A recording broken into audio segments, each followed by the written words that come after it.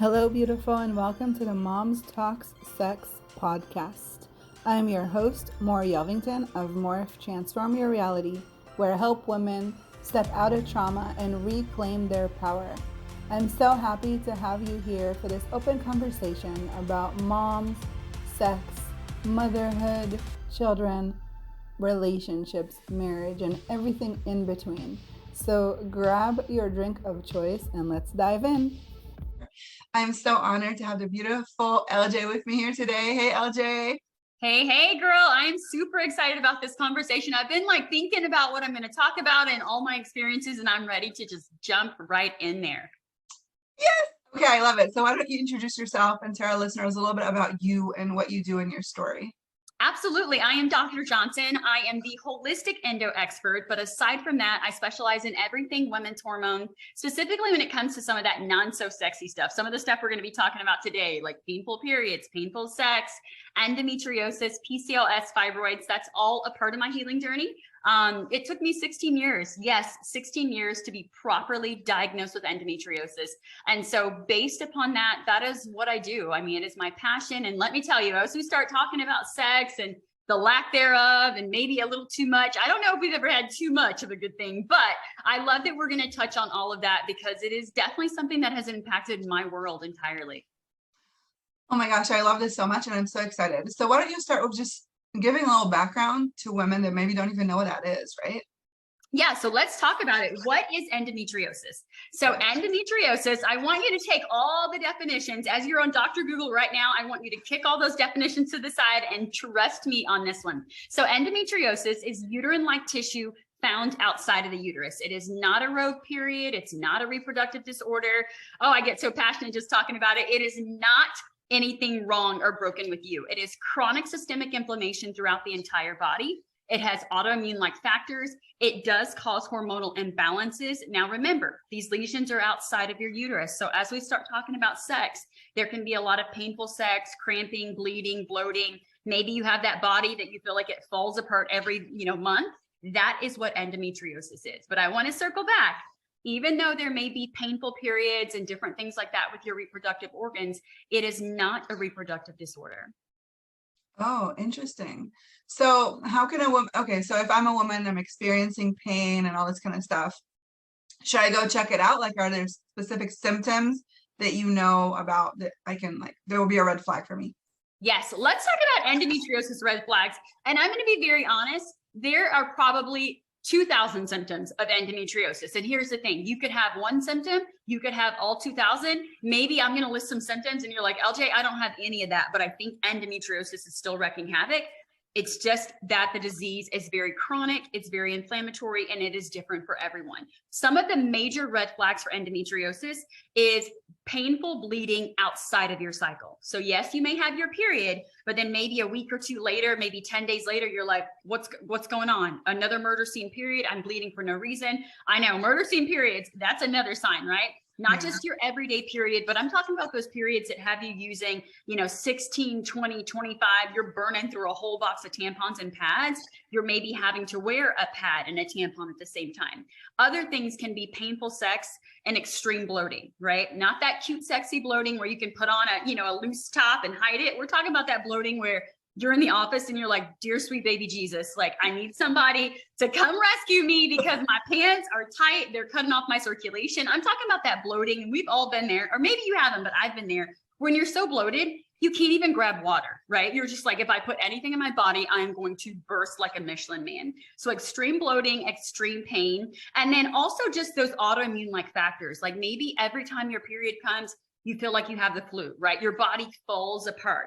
The other thing I will say, which was a big thing that I dealt with, is I had other chronic illnesses, but it seemed like 2 weeks out of the month, none of my maintenance medications work, right? So that inhaler that I would just be puffing on all the time, suddenly it wouldn't work around that cycle, right? When I was in that flare. Those medications that kind of maintained my acne and my pain, when I got to where the endo flare came and I was having all of these issues, none of your medications work. So like I said, those aren't exclusive symptoms. Not everyone has them. I'm going to throw in the caveat, almost like devil's advocate here, that some people have endometriosis, which is silent. And that means zero period pain, no murder scene periods, everything's cool, you knew there was no problem, or you didn't think there was a problem.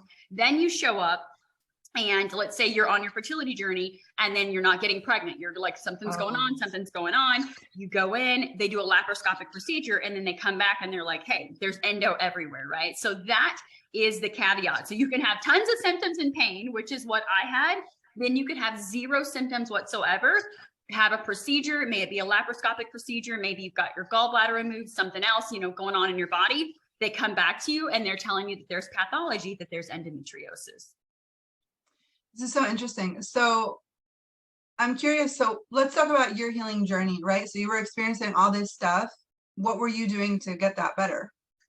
So I am still on the healing journey. So I always say this, I have to say it every time. I don't come from the high horse of this is what I learned in school and I'm talking down. Honey, I'm coming from that low, been there, done that horse. I've tried all the things where, I was doing conventional medicine, different things like that. So at the beginning of my journey, I'll be honest, I relied on a lot of birth control. I bought the misconception. I repeat, I bought the lie that endometriosis was a period problem. So I thought it was okay to just turn off my period, right? I didn't understand that it wasn't a period issue.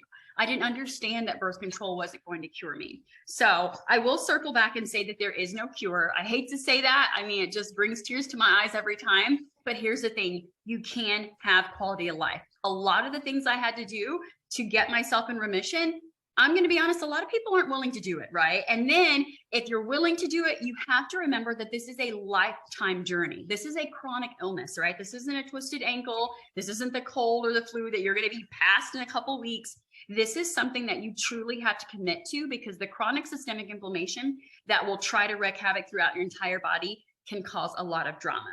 One of the main things I did to turn my life around was nutrition. Now, as you're over there Googling right now, looking for the endo diet, I'm going to tell you right now, it's BS. There is no endo diet. So the nutrition that worked for me could be kryptonite for you, or it could work perfect for you, but you have to identify your food triggers. That's the biggest thing I would say in nutrition.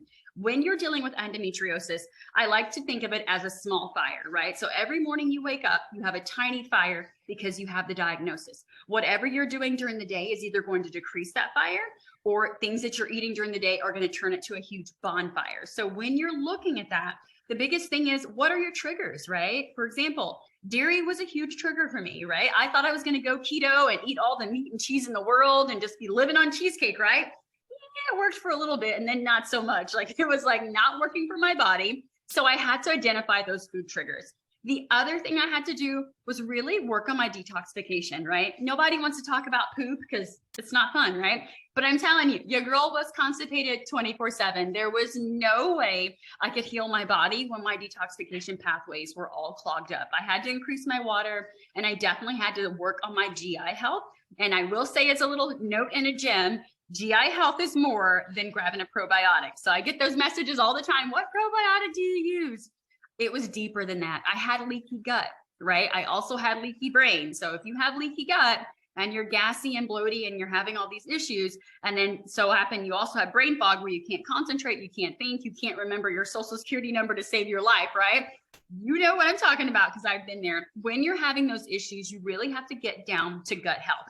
Now, the last thing I had to do as a fitness professional and as a medical professional, I was traveling the world and over exercising. I love fitness. A lot of people know me from Dr. LJ, and then many of you know me from like Cycle LJ as a master trainer of, teaching classes and all that fun stuff. But I got to where I was over exercising to keep the weight off, to keep my skin clear, to do all of these things. And I really had to kind of just take a step back and realize that fitness was not what I was doing in the right way. Like, I was honestly like punishing myself, right? If I work out, today I can eat the pizza, or if I overindulge on the weekend, then I'm going to beat my body up and over exercise. And so those are three of the things I really had to just get under control. And like I said, it's a lifetime journey. I still work on my detoxification right now, bowels up and moving, GI tract go, good to go.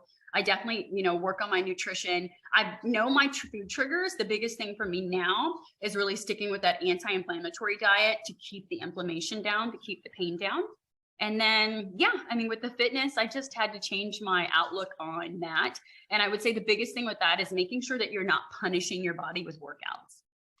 So how has this affected your relationships? Like your intimacy with your husband. How has it affected your intimacy and your relationship with your husband, with your partner? Yes, yes. So when I was married, that seems like so long ago. So I was married for 14 years. I've been divorced for about 8. In my marriage, when I was married, I want you to know that it was challenging, right? I did not have that voice I have right now to be like, this is painful. This is what we need to do, right? I was just that grin and bear it girl. I'm just be honest, right? I just be there and be like, dear God, hope it stops. Help, hurry up, get your stuff going.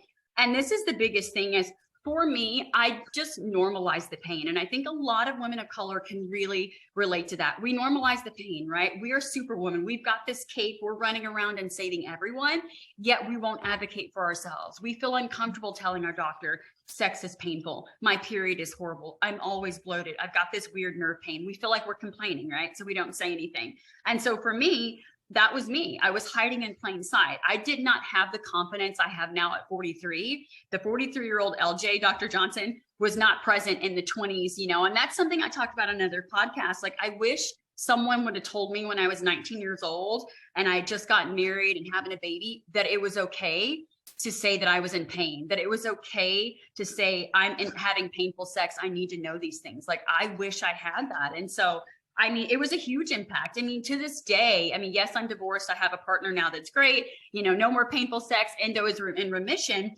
But the thing is that I suffered for so many years in silence. Like, I didn't know that sex could, be a very intimate relationship, something that pulled us together versus something where I felt like I had to just go through the motions and do my duty as a good wife or a good girlfriend. I didn't know that. So it's really being able to I would want to say my biggest point with this is learning to advocate for yourself. Like, it's okay to not be okay. And I think it's taken us a long time to get there, but now we need to take that to the next step. It's okay to not be okay, but now what the heck are we going to do about it? Right? A lot of the things I had to do when it came to painful sex, number one was pelvic physical therapy. And so many of you are like, oh God, not that. I've already done pelvic PT. But here's the thing. For me personally, with my diagnosis, I needed someone that eat, slept, and breathed, right? Eat, slept, and breathe, whatever you want to call it. Eat, sleep, and breathe, endometriosis, pelvic pain, painful sex. Not just the everyday physical therapist that my insurance had on the list that she was like, oh yeah, go in there and do 30 minutes of Kegels. I was already super tight down there. Kegels was not helping my situation. Like, I needed someone that really specialized in chronic pelvic pain. And so that was the turning point for me. I did a lot of pelvic physical therapy, but finally, I was like, I'm tired of doing Kegels. I'm tired of going in there and someone, doing these internal exams that have me cramping and bleeding for weeks. And I feel miserable. Like, I really needed someone. Like, I cringe thinking about it now. I needed a pelvic physical therapist that understood that was what was going on for me. And a lot of times, even with my patients, and I'm not a physical therapist, but with the work I do right now, a lot of us just have really tight pelvic muscles down there, right? Now that can be from a structural thing going on. It could be from inflammation. It also could be trauma, right? And so when you're dealing with painful sex, we like to keep everything very surface, right? What cream, what juice cleanse, what medication can we do? What suppository, whatever we can put up there, right, to make it better. But sometimes we got to do some of the non-sexy work, deal with some of the traumas. Another thing we were talking about before the podcast is I had to release some trauma. Yes, I had a broken heart and I had all of these things working upstairs, but not realizing that they had dropped into my uterus, which was my second heart. And so I was holding a lot of trauma, holding a lot of unforgiveness. And so, yeah, pelvic PT was definitely needed. I highly recommend it. But at the end of the day, for me really to cross that threshold, I had to let go of some traumas. I had to let go of some unforgiveness. I thought I had unpacked some stuff and gotten rid of it. But when my daughter turned 3 years old, and I wake up in a hot sweat and I'm all stressed out and this whole memory comes back to me of someone that took advantage of me at 3 years old, then suddenly I realized maybe I didn't release that trauma, right? Like, maybe I had not did the work. And so pelvic PT was huge for me. Also, as a therapist, I had to go in for therapy. I had some work to do, right?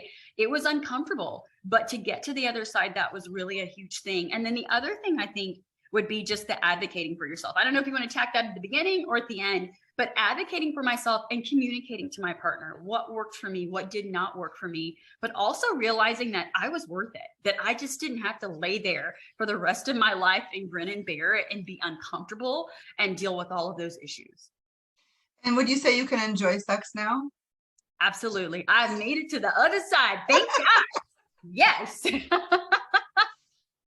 I love that. So so let's talk to the women on the other side of this, right? Because you're obviously where they want to be, and I think that's amazing. And just the fact that you dealt with that and healed that trauma, it's exactly what I talk about, right? I call this the powerhouse.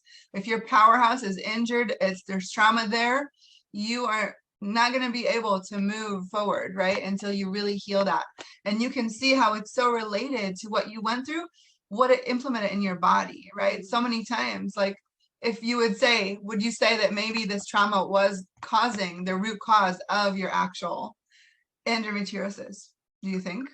I would never, because I've had some patients ask me that, and that's always that's a fine line. I wouldn't say that the trauma I dealt with as a child caused the endometriosis, right? Because there's way too much research saying that endometriosis could be there in utero, right? I could have came out of my mother's womb having the endometriosis cells, the lesions. Now, what I will say is the daily activities that I performed, going to the gym, doing whatever I was doing, my daily activities, nutrition, etc., and the traumas that I went through, right? The ones that I went through and I unpacked, the ones I went through and I held onto as a cross, I will say those daily activities definitely pulled the trigger. There's so much research out there right now about women or anyone with the uterus that is having these, painful sex or having womb wellness issues, that there's more to the story. And a lot of people are like, oh, I don't believe that.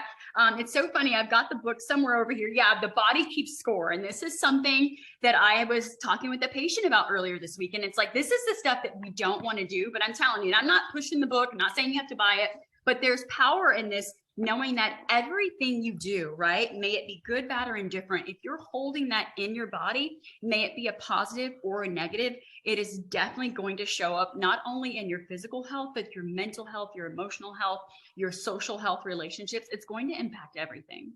Yes, I so agree with you.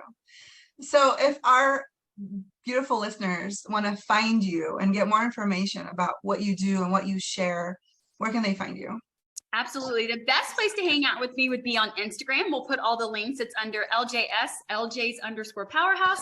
I also have my own podcast if you're dealing with endometriosis, PCOS, fibroids, any type of womb wellness issues. Maybe you're like, there's an issue down there and I don't know what it is. The podcast is for you. It is called the Holistic Endo Expert Podcast. And so, yeah, that's the best place to find me. You can come to my website, ljspowerhouse.com. We've got some blogs about painful sex and advocacy, and just my biggest thing is getting you in the driver's seat of your health. Now, one thing I will mention as a freebie to your audience, it is called turning your period into your superpower, right? So you're kind of like, what does my period and superpower have to do with painful sex or living my best life? Trust me. Get the download, grab the freebie. I will teach you how to optimize your cycle, which is going to help increase that libido, the advocacy. You can grab all those gems from my Instagram and then from my podcast. Thank you for tuning in to the Moms Talk Sex podcast. If you enjoyed this episode, please share with your friends, and support our community by joining our Facebook group, Moms Talk Sex, or follow us on Instagram at Morph Healing. If you're interested in being a guest on our show, send us an email. Thank you for joining, and we'll see you next week.